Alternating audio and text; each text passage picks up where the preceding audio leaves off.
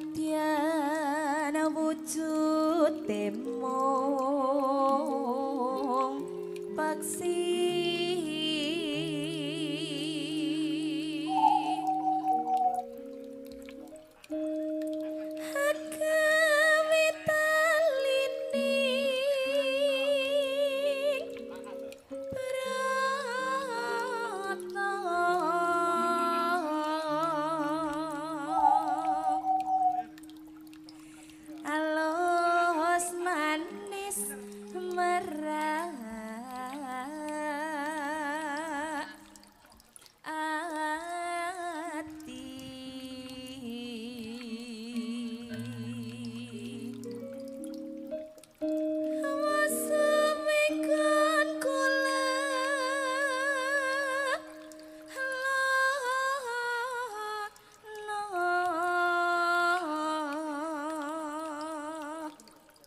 golek isi podang jenah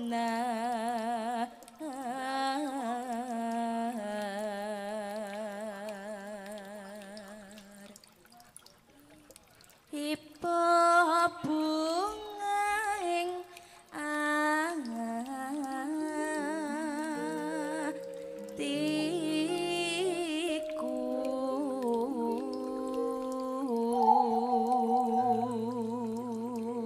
Pak Mul wis mulai gelisah. Arepe munggah panggung gelisah. Wis mulai obah ngono ya Mas Iki ya. ibuke nek apa ora? Iki ibuke apa nek apa ora? Boten wonten. Oh nggih.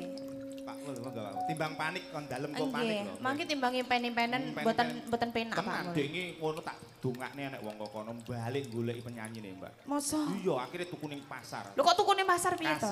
Kaset, Tuku kasete. Ngomong lho Mas, tuku penyanyi ning pasar perak ya. Tak ya. omongne ndak seru ngono tadi kaya wong serune mburi yo iki. Aku ya kaget lho. Iya. Nyanding bisa dadi tombo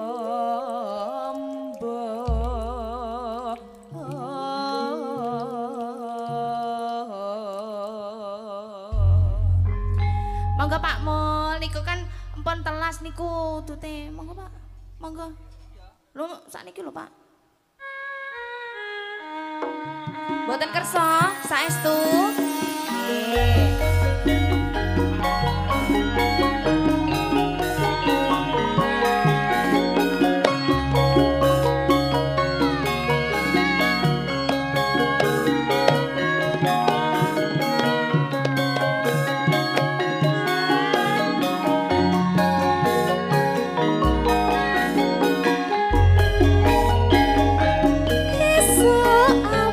ning omah wis ora ngerasa